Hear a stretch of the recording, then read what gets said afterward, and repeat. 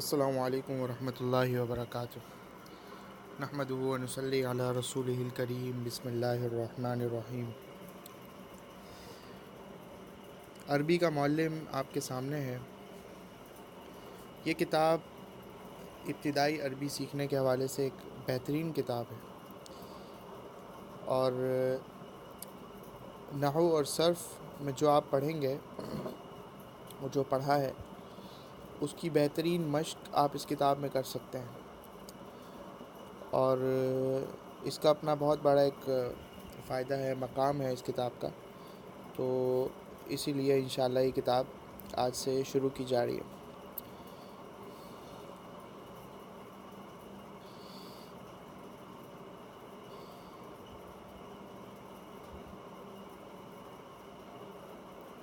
یہ کچھ ان کے شروع کے مقدمے وغیرہ ہیں، ان کو چھوڑ کے اگر آپ صفحہ نمبر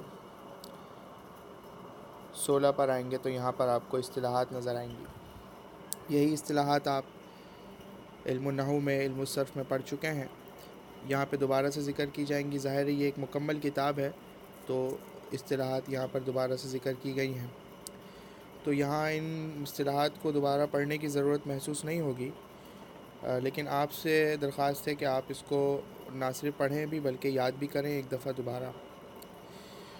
اور اس میں کچھ آپ کو ایسی اصطلاحات بھی ملیں گی جو نحو اور صرف میں نہیں آئیں، تو وہ انشاءاللہ آپ کو فائدہ دیں گی۔ تو باقاعدہ اس کا آغاز کرتے ہیں۔ بسم اللہ الرحمن الرحیم۔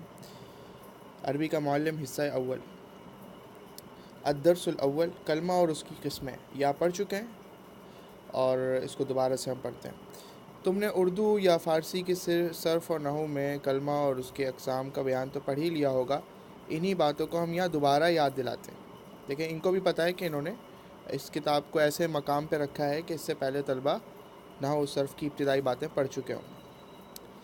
کہتے ہیں با معنی لفظ کو کلمہ کہتے ہیں، اور وہ 3 قسم کا ہوتا ہے: اسم، فعل اور حرف۔ یہ آپ تقریباً سب چیزیں پڑھ چکے ہیں، یہاں دوبارہ پڑھنے کا مقصد صرف ایک اس کو دہرانا ہے، اور وہ طلبہ جو کہ اگر پچھلے درسوں میں نہیں سمجھ سکے تو وہ یہاں سمجھ لیں، کیونکہ اس کتاب میں بڑے سہل انداز کے ساتھ چیزیں سمجھائی گئی ہیں۔ اسم وہ کلمہ ہے جو اپنے معنی بتانے میں دوسرے کلمے کا محتاج نہ ہو، اس میں 3 زمانوں میں سے کوئی زمانہ سمجھا نہ جائے، جیسے رجل مرد، حامد خاص نام ہے، ضرب مارنا، طیب اچھا ہونا، ہوا وہ انام ہے۔ اب اس سب میں کوئی بھی زمانہ نہیں سمجھ میں آ رہا، لہٰذا یہ اسم ہے۔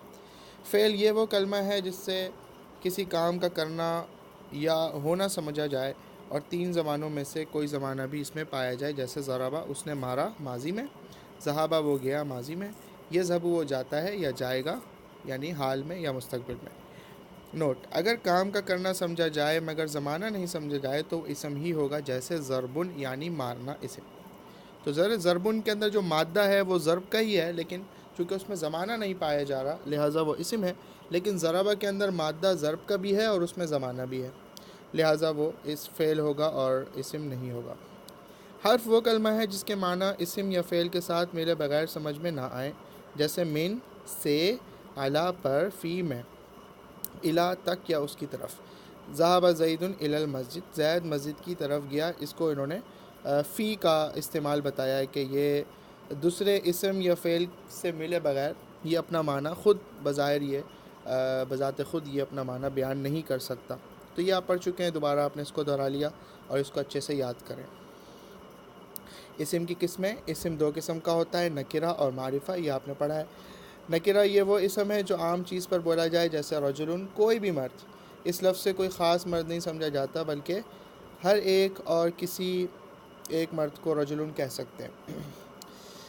طیب اچھا، اس سے کوئی خاص اچھی چیز نہیں سمجھی جاتی بلکہ ہر ایک اور کسی ایک اچھی چیز کو طیب کہہ سکتے ہیں۔ معرفہ یہ وہ اسم ہے جو خاص چیز پر بولا جائے، جیسے زید ایک خاص مرد کا نام ہے، مکہ ایک خاص شہر کا نام ہے، اور رجل ایک مخصوص مرد۔ دیکھیں، رجل خالی رجل بولا تھا آپ نے تو وہ ایک عام مرد تھا، لیکن چونکہ آپ نے الف لام لگا دیا جو کہ خاصیت ہے معرفہ کی، ایک علامت ہے، تو یہاں پر جو ہے یہ خاص مرد ہو گیا، ایک عام مرد سے خاص مرد ہو گیا۔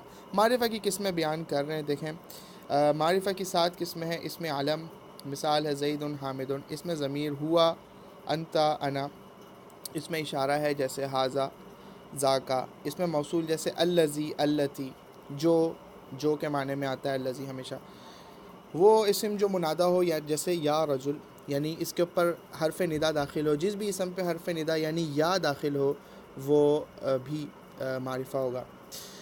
وہ اسم جو معرب باللام ہو یعنی جس پر الف لام داخل ہو، جیسے الفرس مخصوص گھوڑا، الرجل مخصوص مرد۔